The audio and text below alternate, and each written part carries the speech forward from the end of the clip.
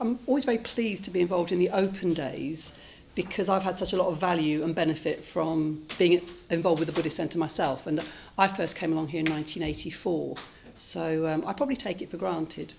I try not to. So what I wanted to start off by saying is I was very interested, not long ago, probably in the last 2 or 3 weeks, to discover a news item about the Buddha. So I was very pleased about that. The Buddha is still in the news. I don't know if any of you read this. It was in The Guardian and probably elsewhere as well, that some archaeologists working in Nepal have discovered, as a result of looking at the shrine to where the Buddha was born, this is where he was born, turns out it's 300 years earlier than had been thought. So they were investigating a wooden structure, a wooden shrine they found underneath the brick-built shrine to the place where he was born. And carbon dating has shown that it was the 6th century BC as opposed to 3rd century BC. So I found that very interesting. And I went from thinking, to I wonder what he was like. I wonder what the Buddha was like. Now, obviously, as a Buddhist, I've been practicing Buddhism for 30 years plus.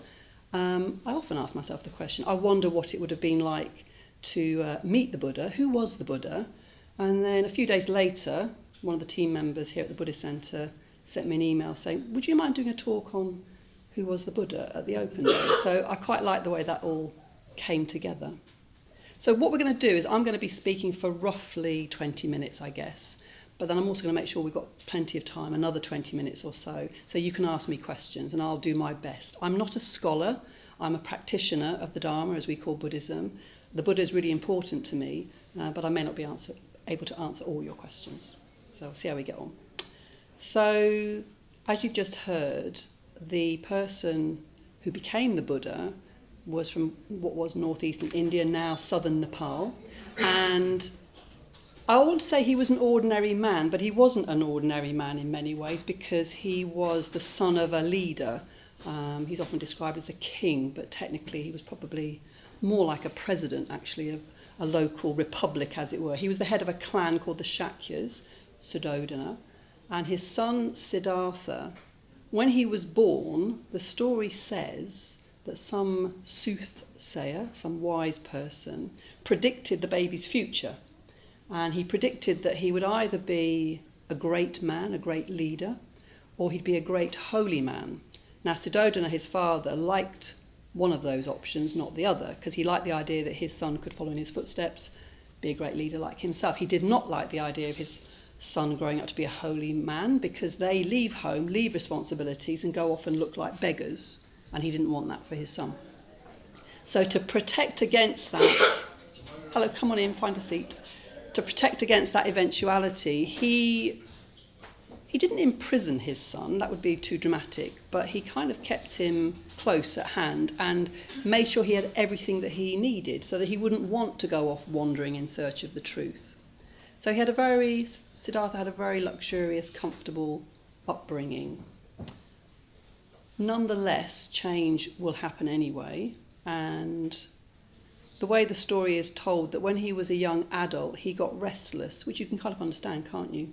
Perhaps even in the lap of luxury, we think, I want to know more about what's going on in the world, and maybe there's other ways that I could, I'm not happy, basically. And he managed to persuade one of the servants, his charioteer, who's called Chanda, to take him down to the local town, Kapilavastu, to just see. And the way the story is told, I don't know if these visits were made all in one day or over a sequence of time, but the way it's told is that he went, he found it really exciting. There were all these people, there were children, there were the people in the market, there was just colour and life, there was poverty, but it was so fascinating to him. But the story says that he also saw things he'd never seen before. And the first sight that he is said to have seen that struck him in this way was of a person who had white hair, a bent back, crumpled sort of skin. And Siddhartha was like to Chanda, the charioteer, what's wrong with that person? And Chanda, who knew his master wasn't a stupid man, had to explain to him old age. Now, this apparently gave Siddhartha pause for thought. The story says that he'd never seen an old person before. And that on seeing this old person, it made him not only realise that that happens to everybody, but it would happen to him. Now, I don't know if that's true, that he'd never seen an old person before. I suspect it's more like, you know how when stories get told and told over and over time, they get embellished? I think maybe the point of this part of the story is he saw as if for the first time. It's a bit like, how many other people in the room do I have this in common with? Those of us with grey hair and wrinkles ourselves, we've always known since we were young that's coming our way. But it's quite different when you see the reflection of your face, your head in the mirror, with the aforementioned grey hairs and wrinkles appearing. Do you know what I mean? It's the same with other things that Siddhartha experienced, because the next sight that he saw was a sick person. And he also saw a dead body, probably somebody being carried to the cremation ground, for example. The story tells it that he'd never seen those things before. But I suspect the meaning of the story is that those truths hit home. It became emotionally understood, not just intellectually. But there was a fourth sight, which was a wandering holy man, an ascetic, somebody who was in search of the truth, who would have looked like a beggar, would have looked poor. But what Siddhartha saw was somebody that seemed to be very confident, contented, happy even. And of course it gave him the very idea that his father had been trying to protect him from, which is, there must be more to life than this. I need to leave the palace, which is what he did. And as they say, to cut a long story short, he spent 7 years in search of teachers, of teachings. He did a lot of meditation. One of the dominant practices of the time for spiritual seekers then, in India, this is still true now actually, is to practice asceticism. So, sleeping on the floor, wearing rags, fasting a lot. And Siddhartha was excellent at those practices. He was so good at them, he nearly died through the fasting very intensively. And in fact, in India, when I visited, there's a place where there's statues of the Buddha. You can find all kinds of statues of the Buddha, including like the one we have here. But there are also statues of him at that time, before he was enlightened, where he basically looks like a skeleton because he was so good at the fasting. So he realised that that wasn't going to help if he died as a result of these so-called spiritual practices.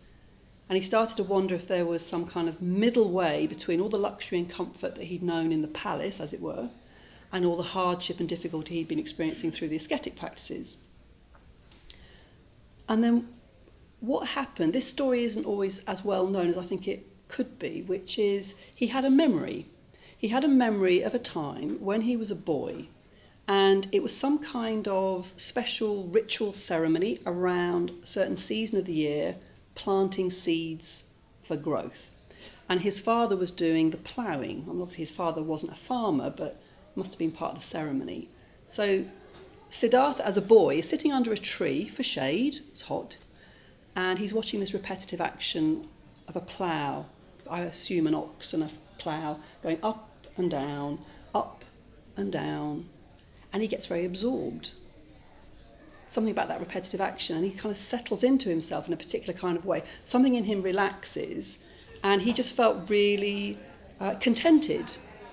So as an adult, remembering this, it's called the rose apple tree incident, because he was sitting under a rose apple tree at the time. And remembering that experience as a boy, he thought, I think the answer probably lies somewhere in that direction. Maybe that's the middle, relaxation, absorption. So he decided to meditate. And he decided to meditate, he was under another tree now, and not move until he'd liberated his mind. So the story says different versions. He was there for a week, he was there for a month, but that's what he did. He decided just to sit, not in a white-knuckled, willful way, I won't move till I gain enlightenment, but in an open to my experience, relaxed, trusting, let's see attitude. And then it happened. He gained enlightenment. Now this is where words are going to run out, because I'm Srivati the Buddhist, not Srivati the Buddha. So I can't manifest enlightenment for you so you think, yes, I understand, she's it kind of thing. I can't do that for you, sorry. So what is enlightenment? What was his experience? From the way the stories are told, he woke up. That's what the word Buddha actually means. He or she who is fully awakened. So he woke up to what? He woke up to the nature of reality. He understood things as they are. He understood that things are conditioned, that things arise in dependence upon other things. He understood there are causes for the suffering that humans experience and that there are ways to end that suffering. So he became enlightened. And then it was, what now? So he had made friends with a group of other ascetics before this. Sorry that was so briefly explained. As I told you, there's limitations on what I can tell you there. And he remembered his old ascetic friends and he thought, I'm going to go and find them. We promised each other that if we cracked it, so to speak, if we understood, if we gained liberation, as it were, we'd tell each other. So he went to find them and they were still annoyed with him for giving up on the ascetic practices. When he first took proper food again, they thought he was flaky and they basically didn't want anything to do with him. So they were like, that's Siddhartha, okay, no, we're not going to talk to him, turn the cold shoulder. But as he got closer to them, having found where they were, they couldn't resist something about him because as a result of gaining enlightenment, he was completely positive. It was almost like he radiated, he glowed apparently. They couldn't ignore the fact that there was something different about him in a very positive way. So they welcomed him to sit down with them. They were outside under trees again. And he shared with them what his experience had been. That was the first teaching of what we call the Dharma, the truth in this context. And as a result of that, they were convinced that he had something they wanted to share in. And so they became his first followers. So as a result of that happening, that's how you then get the growing brotherhood and sisterhood of followers of the Buddha, because more and more people wanted to learn from him, and some of them gained enlightenment too. So that's the beginning of what we call the Sangha, the spiritual community. And he carried on teaching for about 45 years. He was probably in his 30s, early 30s perhaps, when he gained enlightenment. And he had a teaching career, if you like, of around 45 years. So he died in his 80s, which would have been very old for that time.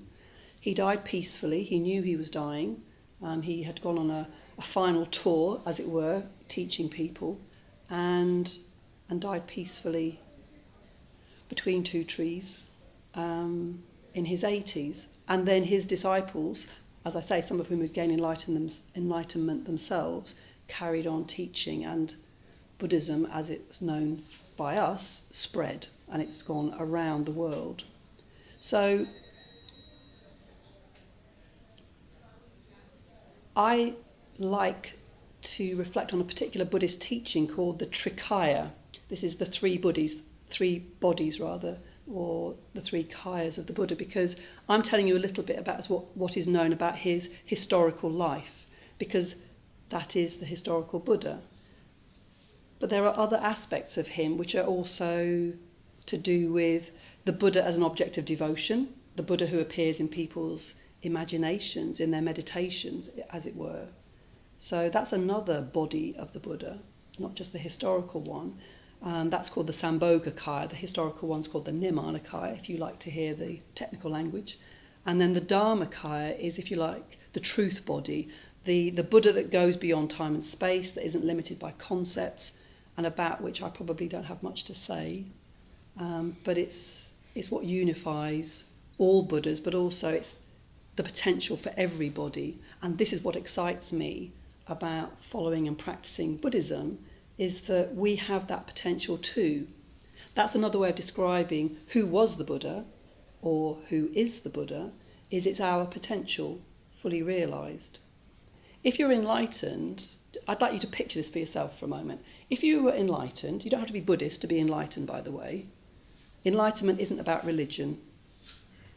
Enlightenment's a state of mind and a way of being. So I'd like just for a moment for you to imagine yourselves unlimited in the positive sense, not like the Limitless film with Bradley Cooper, which I watched the other night. Imagine all your unhelpful habits. You can think of what they might be. They could include things like, and we've all got them as human beings, tendency to selfishness, bad-temperedness, impatience, any of those. Imagine you don't have those anymore. They're gone. Just leaving room for all your positive habits. or your generosity, your patience, your care, your consideration, and all the rest of it. Imagine yourself like that. Imagine yourself understanding why other people are doing those stupid things as you see it. You get it. You know why they're doing it. It's not causing you undue upset. Imagine that you've got heaps of energy. It's peaceful energy, but you've got plenty of it. You're not disturbed by things not going your way. And you are really... You care about other people's welfare. It's not like you're putting yourself first all the time, although you look after yourself.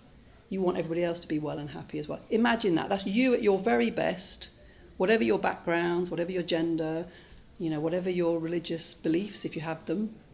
And just imagine yourself unlimited in that way. That's why I practice Buddhism, is because I would like that freedom. That's why I'm sitting here having this conversation, well, what I hope will turn into a conversation with you, because the Buddha is a great inspiration to me. So that's your mini talk. I'd like to add one more thing, perhaps about this statue, and then I'm going to open this up to you to ask me any questions you like. This statue was made by a friend of ours called Chintamani, and it's not actually the historical Buddha. It can stand for the historical Buddha, but it's one of those Buddhas that would fit that second category I mentioned to you. It's an archetypal Buddha called Amitabha, who's kind of associated with meditation in particular, amongst other things. But it has a certain atmosphere about it, doesn't it? I'd be interested to know what you make of it. It's not lipstick, by the way. That was just a choice that was made for colour. But yes, here you have a large symbol representing both the historical Buddha and archetypal Buddhas. And we as Buddhists don't worship statues. I understand that some people think we might. We like statues and images of the Buddha, but they're like significant symbols for us, reminding us of what's most important. So I will bow out of respect in that direction, but it's towards what the statue represents rather than the statue itself. Okay, over to you. Please engage me in conversation. I find that more interesting than giving talks, if I'm honest. What would you like to explore? And don't worry about whether you think it's a stupid question or not. Just ask anyway. You talk about enlightenment. Is that something that when you attain, it's yours forever, or something that needs maintaining if you slip back into enlightenment? I'm going to repeat the question. So the question was, once you've gained enlightenment, is it yours forever? And the answer is yes. You can't fall back from being a Buddha, from gaining enlightenment. That's something to think about as well, isn't it? What would that mean? So you can't become enlightened and then blow it by losing your temper at somebody else's actions. That wouldn't happen. Yeah. Can anybody be enlightened, or is it more like you try to be as Buddha, but you can't reach him? In terms of can anybody become a Buddha, theoretically yes, because we're all humans. We have that potential, but it's not an easy thing. It's a bit. I think this is connected to why a lot of Buddha statues are gold-coloured, or even made of gold, because it's very rare. Gold is rare, enlightenment is rare, because to change or to allow for that positive change to take place takes a lot of effort. I mentioned unhelpful habits before, didn't I? Even ordinary habits. I don't know if any of you used to bite your nails or have other things you wish you didn't do. I'm sure we've all got them. Eat less sugar, let's take that as an example.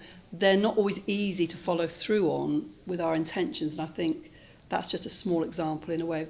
Work has to be done, effort has to be made to gain enlightenment, and you need to relax as well. I love the fact that as part of spiritual practice, this is one of the things I've learnt over the years, I need to make effort, definitely. Ethical effort, meditative effort, studying the Dharma in order to, develop and grow. But I also need to stop trying so hard, relax, get out of my own way, let go, and contact what's already in me somewhere. If I just got out of my own way, that's a real conundrum or riddle or koan, as they say in some Buddhist traditions. How do you do both of those things? I'm still finding out by trying or not trying. Yep. You mentioned archetypes. Yep. And you just mentioned Buddhist traditions. Yep. What happened, if you were to sum up in like a minute, what happened from the Buddha's death and then for the next few thousand years? Because different types of Buddhism emerged? So a question around tradition and different schools of Buddhism emerging. In a way, that makes a lot of sense that it would be like that, because enlightenment isn't something fixed and finite. It's of its nature, there's a limitlessness, a boundarylessness to it. And because different people have gained enlightenment, then the way they've communicated it will probably be slightly different. And also in different cultures, it gets taken on differently, may look differently. So presumably because you're here, you have some kind of interest in Buddhism.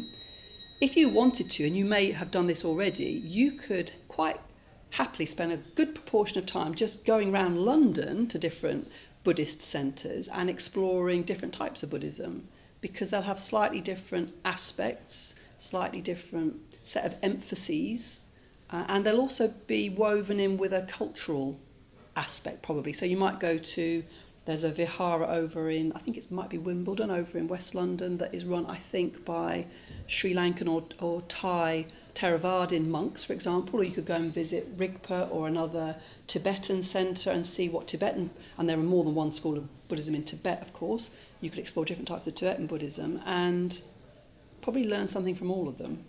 And some of them might suit you better than others. Where you are now is in a Buddhist centre of a Western Buddhist tradition. So it's an evolving thing, how it's taught, how it's practiced, but it all goes back to fundamental principles and teachings that can hold all of that variety. So there's tradition and there's innovation within the growth and spread of Buddhism. And we're part of that.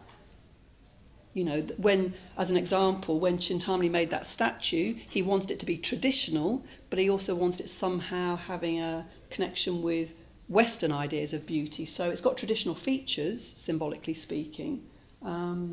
He also made him look very physically strong because he wanted that warrior aspect of spiritual life to be evident. But there are other Buddha statues that are very feminine looking, very soft looking, and it's all about enlightenment.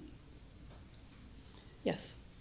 How would you describe your relationship with Buddha? Do you worship him? And is he described him at the start like a president? That was his father. Or is he a god?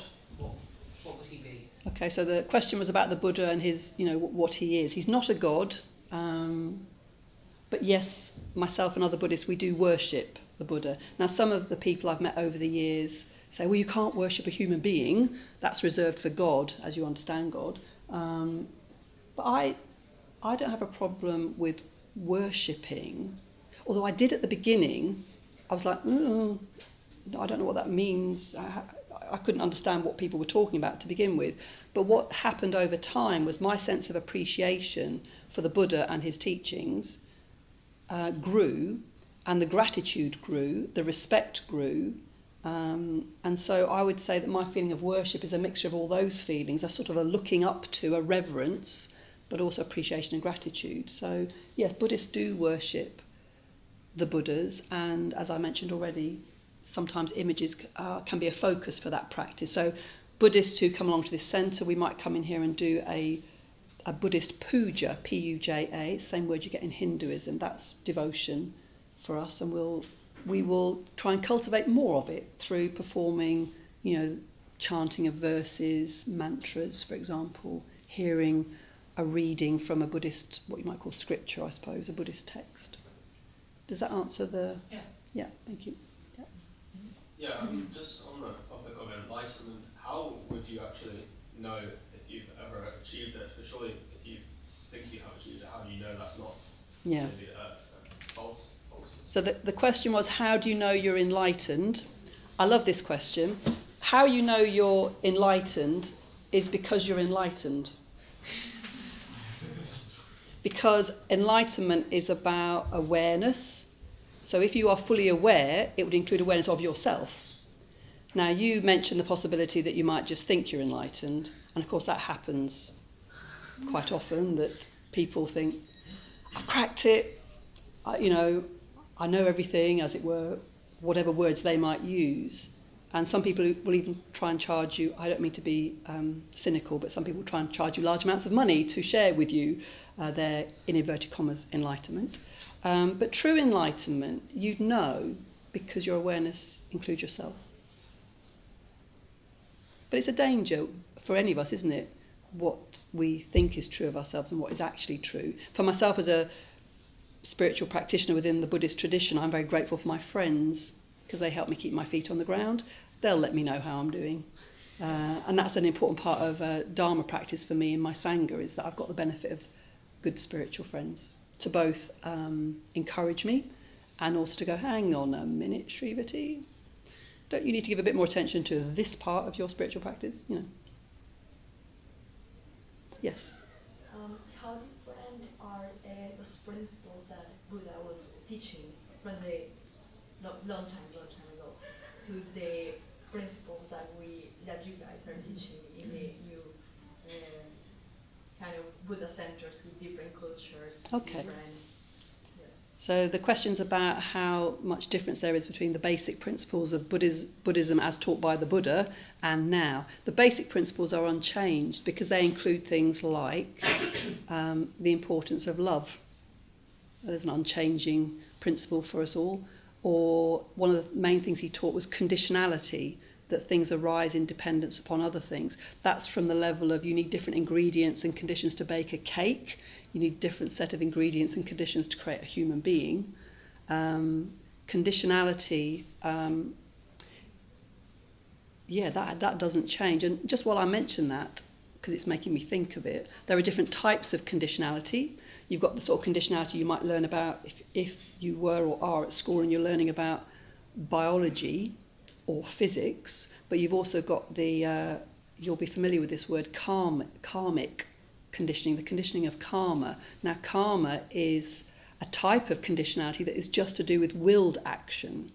So, you know, when people say, oh, you're going to get, bad karma for doing such and such a thing, karma just refers to the consequences of actions you've done deliberately or chosen to. So when people say what goes around comes around, that's definitely my experience. But karmically speaking, it's to do with your intention behind your action. So that was one of the key things that the Buddha taught, for example. Another key teaching or principle is the fact of impermanence. We know this, don't we? Everything changes. I've already referenced grey hair and wrinkles. Those flowers look nice and fresh now. They won't be so good tomorrow. Our mood might be different right this minute from what it was when we arrived here. It may be totally different by 6 o'clock tonight. Everything changes. And that's one of the enduring principles as well. Yeah. Are you always called to do enlightenment, or do you get to learn it over time and do you choose to do it? To become enlightened, do you mean? Yeah. I think it's your choice. If you want to make that effort, you'd have to choose it. You can't do it by accident. It involves that sort of, what I was saying before, that combination of making effort and relaxing into things. And you can't make somebody else enlightened. I now declare all of you Buddhas, if only. So, yeah, it's down to you, really, with the help of others. I get sometimes a little bit confused between the reference of Buddha as a historical figure and being Buddha yourself, or Buddha nature, that kind of thing. Could you help kind of clarify? I think I know what it means, but could you help clarify? So the question's to do with a possible confusion between knowing that there's been a historical Buddha and Buddha nature and the possibility of other people becoming enlightened as well. Yeah. Well, that's why I wanted to mention the Trikaya doctrine that I said earlier, the 3 kayas, the different bodies of the Buddha, because for me it answers the question. So you've got a historical Buddha that there seems to be scientific evidence for, he did exist, but then you've also got the third one I mentioned, which is the Dharmakaya, the truth body, as it were. We could all access that. Or some Buddhist schools will say, we've already got it. Buddha nature is within us all. We just need to find it. There's those 2 different models in Buddhism. It's all there within, and you've got to work really hard to get there because it's a goal that's way off in the distance. So get over there and let go. It's here already. And that's probably why it's hard to get your head around it, because it's a combination of those things. So in terms of your question and the historical Buddha, he is a historical being that can then inspire us here and now. So that's the link in a way. As you've gathered, his teachings from what is now, I'm going to have to change what I say now, over 2,500 years ago, still relevant. Here I am in East London, in a technological age and a busy city, and I'm still getting the benefit of teachings that he was sharing in a totally different historical and geographic context. But all the main world religions, they travel well because they're communicating truth, and truth will always travel well. Yeah. I tend to think about Buddhism as involving a lot of meditation and speeches, but it seems that there is some script and some writings. Yep. So where can we find them, and how many of those are? Okay, so the question's around Buddhist scriptures or text, yeah? So I suppose we're a bit greedy in Buddhism. We've got rather a lot of Buddhist scriptures.